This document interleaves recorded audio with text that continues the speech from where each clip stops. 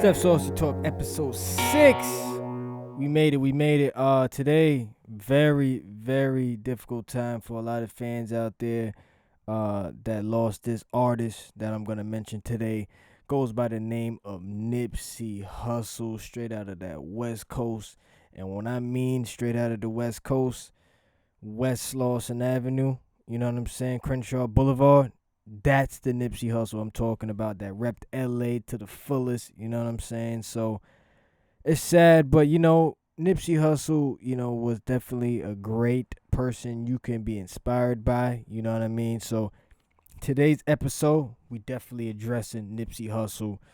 Oh man, I got the New York hat on with my Nike sportswear on. Now Nip was dressing right now. He would have had some LA stuff on, but hey, look, I represent today, you know what I mean? So this is it's a difficult time, man. It really is.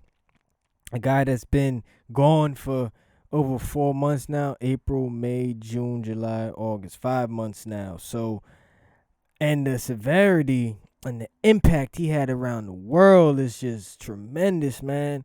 Hey, and I'm the one that was actually surprised how big he was when he died, because I'm like, I know I played his music before on my mixes. I really have, you know what I mean? That's no lie. I played Dedication and Last Time That I Check. Oh man, those songs are hard.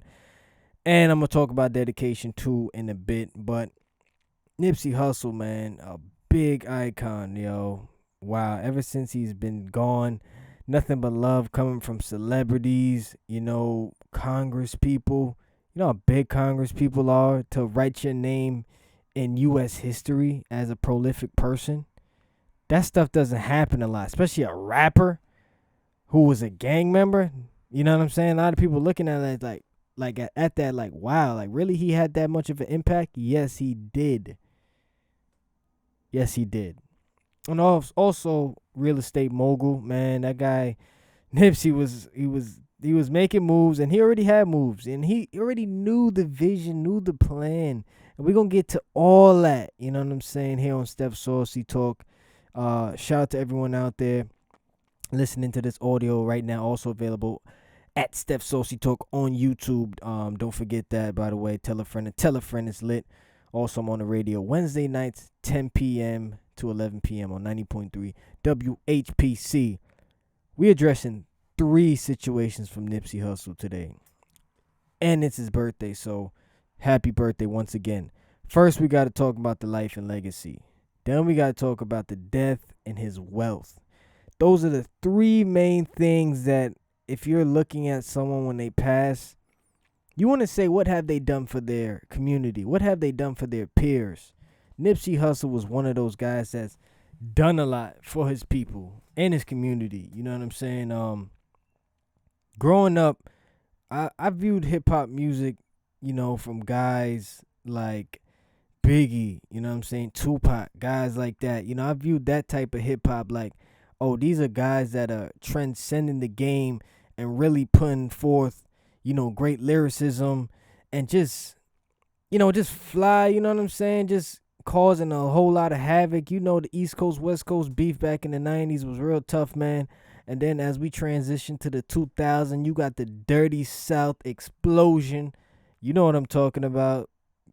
Ludacris, you know what I'm saying, T.I., a whole bunch of names, coming out from the South. Also, East Coast was still there. We had 50 Cent, you know what I'm saying, Ja Rule, Murder, Inc., you know what I'm saying, Bad Boy, they were still hanging tough.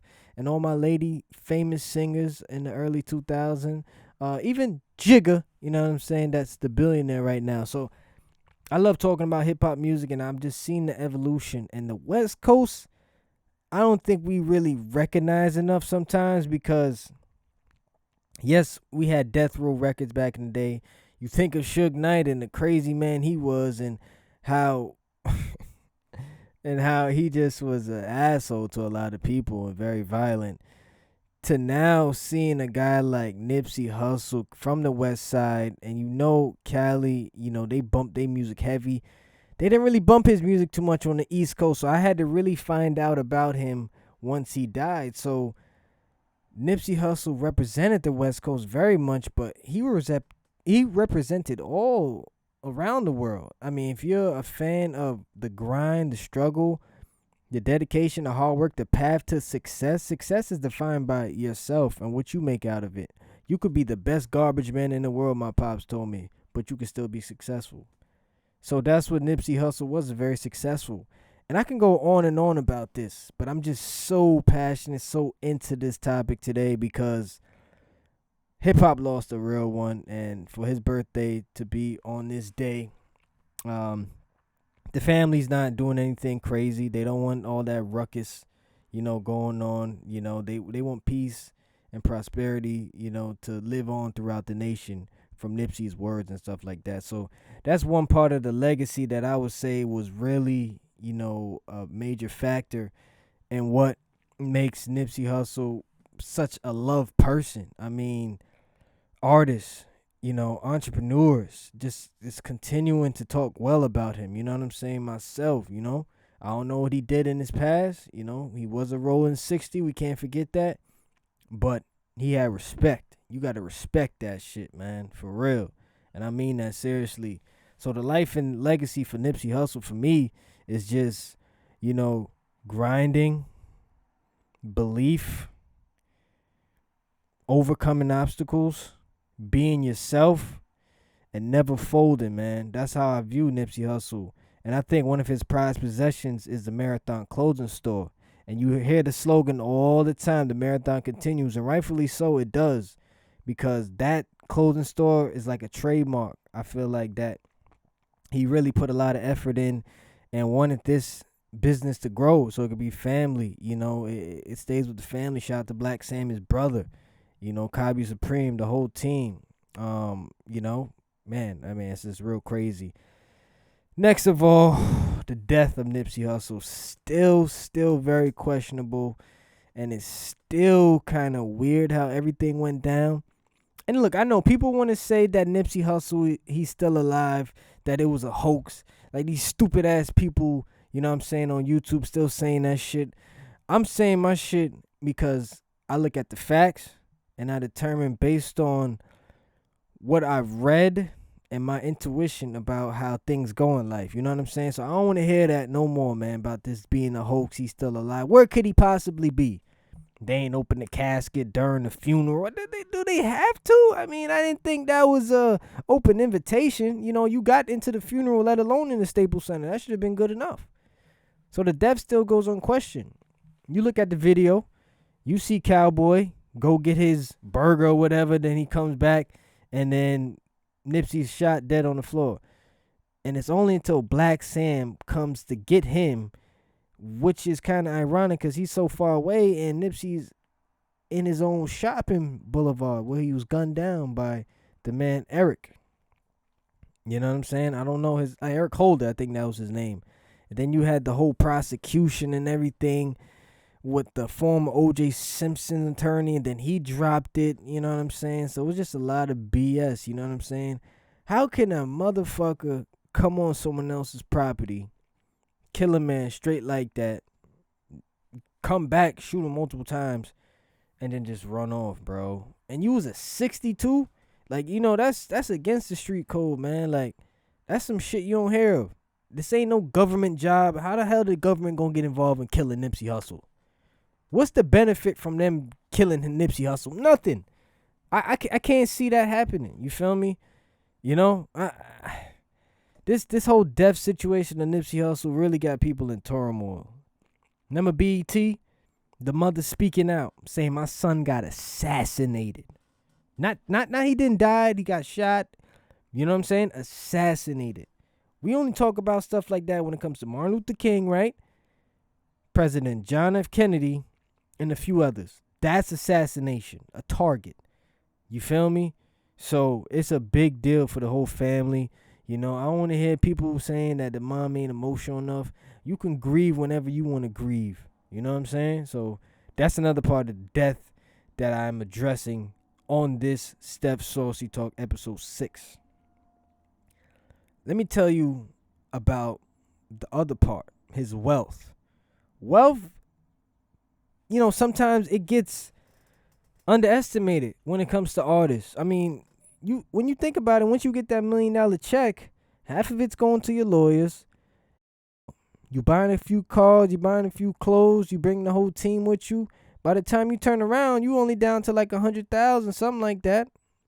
This is not actual facts, but this is the terminology that I'm saying. And Nipsey Hussle selling his fucking CDs out of the back of his trunk on West Slauson Avenue. You know what I'm saying? Cops taking the shit, but still had the vision. Knew that his campaign, Proud to Pay campaign, look it up. $100 for a mixtape? What? Has that ever been done before? No. And a lot of people that I know said they heard about this shit. And I didn't even hear about this shit. But it was genius. Jay-Z even bought 1,000 copies of that shit. And all the money is going straight to him. It ain't going to no record labels, nothing like that. So he really put down the blueprint for a lot of people. Right? He said it in his song. All right? So it's crazy. Like, Nipsey Hussle really was a visionary. Just from the start, I mean, I watched his old videos. You know, he said you can, spend money on, jewelry and stuff like that, but why not invest in yourself? You know what I'm saying? Like, Nipsey read a lot of books, very humble, very smart, and the investments came after a long period of time, right? Teaming up with David Gross in the LA section just to build businesses, build a complex, a housing unit, and also another property that showed people how to build even more money and earn income by building their own businesses. Can't think of the name off of the top of my head. Oh, Vector 90, if I'm not mistaken. All right, he invested in that, so that was another thing that people, appreciated, that Nipsey believed in him. He gave back to kids in his community, was creating a new basketball court where he used to go to middle school at, you know what I'm saying? And also his whole plaza, right? Giving ex-convicts jobs. You kidding me, man? Shit is crazy, man. A lot of people don't do stuff like that, Nipsey Hussle really, was about the people. Really about the people, especially for black folks, man, that didn't know how to do shit the right way and just think that that you could just settle for just working the job, doing what you got to do, working hard enough to not see something work in your favor. That's why when I work hard, I want to invest. I want to try to save, I want to see my money work for me. That sure enough did happen for Nipsey Hussle and for the family. Look at Victory Lap, the album. First studio album, and he got awarded a fucking Grammy nomination. I mean, yeah, a Grammy nomination, and rightfully so. A lot of people say he should have deserved to win. Without a doubt, you know what I'm saying? Like a hip hop album like that was tough, and it wasn't just the album he made. Whenever year he made it, this is tracks over the period of time, and he had this shit figured out. You know what I'm saying? So to hear the old Nipsey voice to the new Nipsey voice was really hard, man. And a lot of artists, was dedicating to Nip. Ain't too many big time artists I seen on this album. When he calling, asking people for fucking features, no one would show their face, right? Shout out to Dom Kennedy, Belly, all the West Coast guys, man, that teamed up with Nip. Even Conscious was on the album. He a dancehall artist, bro. Oh, this is crazy. This is crazy. Oh, man. What a life, by Nipsey Hussle, man. Really, I really do mean that. The wealth definitely goes unrecognized. It doesn't go unrecognized. I should say. And Rick Ross. Oh man, if Nipsey and Ross was like on this earth right now, they would be the perfect match for twin brothers. They think the same way. They want to move the same way. They want to be real bosses, man. You got to be a boss.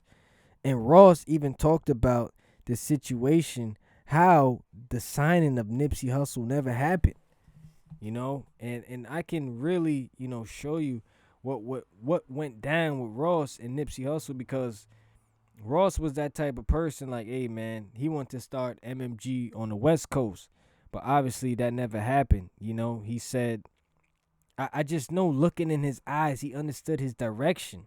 He was one of the first artists that I stood next to and had a conversation. He didn't even look down on the situation of being independent. A lot of people are scared to be independent. All right, let me tell you something about these record labels.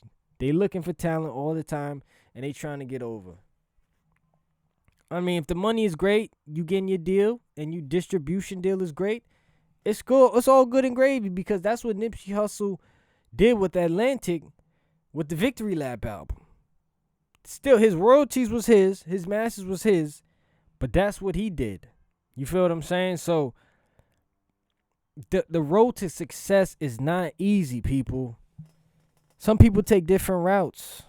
You know, I'm here on this Stef Saucy Talk audio podcast as video to tell you, like, I'm doing this because of my passionate personality of being in media. I'm a media and communications student. So for a guy like Ross to really recognize people, you know, of that stature, like, this guy is real big. Like, I don't know, man. Some people are calling him the next prophecy. You know what I mean? Like, God sent people on this earth for very certain amount of reasons, and Nipsey's was just to give back, you know, and that glow. You know what I'm saying? There's so many pictures that I've been looking at, and you're looking at Nipsey when he wears something like a white, you know, suit or something like that, and people are calling him the next coming of Jesus. I'm not saying it; they're saying it. You feel me? So it really is a way of just how you become in life, man. Just keep working, keep dedicating, keep hustling, motivating your mind to do better, man. Nipsey also wanted people to do better, and you know what I'm saying. So I didn't address too many things about Nipsey Hussle, because I'm not gonna rant and rave about, you know, what could have been if he was still alive. You know what I'm saying? At the age of 33, you know, it's a life. It's a life that's gone too soon, right? And could we have a lot of moments back? And if he was still alive, the respect obviously will always be there. But now that people are seeing that Nipsey Hussle was so great at what he did, and how he did it in the amount of time was just ridiculous, man. Not a lot of people can say that they sticking to their craft. They waiting, patiently waiting. That's why he said in the song Dedication, I'm done waiting. I told you niggas I ain't playing, man. He was never capping on anything he said. Alright, so this right here is revolutionary. This artist, I'm talking about Nipsey Hussle, is revolutionary. Something that me as a 22-year-old, you know, DJ, hip hop head, producer, radio personality, seeing an artist die, you know what I'm saying, and be, you know, recognized throughout all the world. And that's another thing. His clothing store, right? They shut down, bro. What clothing store you know shut down after an artist died? And they can't even open because they got so many deliveries, so many packages they got to send out to people. So many packages they got to send out. They probably made over 10 million, close to 100 million off of merchandise. You feel what I'm saying? You got to look at the math. This is ridiculous. His impact is just, it's just phenomenal, man. I don't know what other artists in our generation has ever done this. People want to say, you know, Tupac was the next coming too, you know, when he passed away, you know, but still Pac didn't do the same things Nip did. You know, he tried, you know, inspiring change, you know, and he was growing up, you know, in a tough situation, born in jail, you know what I mean? Very poetic, but he had many ups and downs, you know. He tried his best, you know, that thug life, you know, got the best of him, you know what I'm saying? And the killers for that is still unknown, but the streets always talk. The streets always talk. Biggie too, you know what I mean? So Nipsey Hussle probably could have been a billionaire. I'm going to say this right now. He could have been a billionaire. His statue is just climbing. Shout out to DJ Khaled. for giving the royalties and all the earnings from the song Higher to Nipsey Hussle and his family. Mustard featured Nipsey Hussle on the album, although I didn't hear anything about him giving up that song royalties to Nipsey Hussle's camp. But man, let me tell you something, man. Nipsey Hussle been getting money all types of way. They even tried to start a GoFundMe page for the family, and Karen Civil and them said no. That's not the Reggie Bush tried to do that, and they said no. That's not how Nipsey Hussle wanted to go out with begging people for money or people's financial support. That's never been his case. He set himself up for his family. You know what I'm saying? And it was very sad. Very sad how everything went down with the death and everything. And he will be missed. He will be missed. Like someone told me, you died twice, all right? So if they still remembering you now, then that's a good thing. If they don't remember you, then that's a bad thing. Stef Saucy Talk, episode 6. I'm out. Hope you learned something about Nipsey Hussle. If you never learned anything about him, today was that day that I showed you. You know what I'm saying? So, you know what? I'm going to finish off by this. Last time that I check, this is Stef Saucy Talk. And I'm going to be out of here. Stay tuned for another episode coming your way. Nipsey Hussle, the great birthday, 34th birthday. He wasn't be able to be here, but I'm sure people are celebrating now, baby. We out of here. Stef Saucy.